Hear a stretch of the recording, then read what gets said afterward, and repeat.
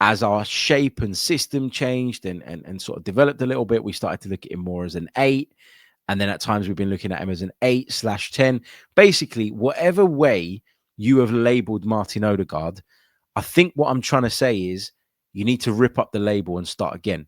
Why is Merino important to the balance of this midfield? And how has Merino helped to unlock Martin Odegaard again?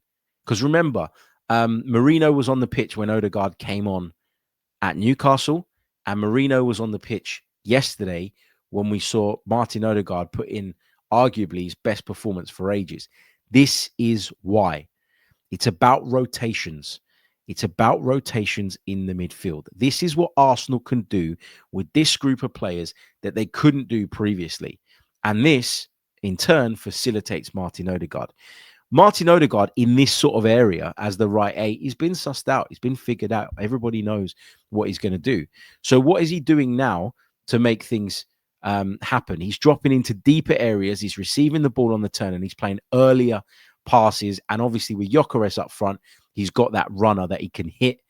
You can't always do that from the 8 position, but he can drop into the 6 position and he can do that.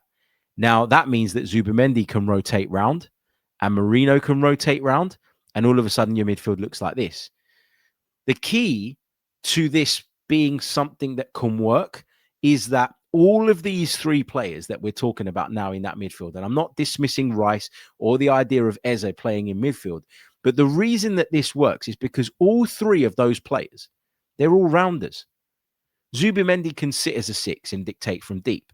Zubimendi can step into an 8 position and be very competent and very comfortable. He can get in the opposition box and score goals. We've seen that. Mikel Merino is also an all-rounder. You know, is he the most creative in terms of some of his passing? No. But you know what? Ask him to sit that little bit deeper, get physical, be strong. He can do that. Ask him to get close to the striker and be the furthest forward. He can do that too. So what you have with those 3 midfield players is this constant ability to rotate. It can look like that. It can look like that. You know, however you want to shape it, okay, it can work. And that is the key. And being able to say to Odegaard, go and get on the ball and impact the game and influence the game wherever you think. And as Zubimendi and Merino will work around you, that has unlocked the best from Martin Odegaard again.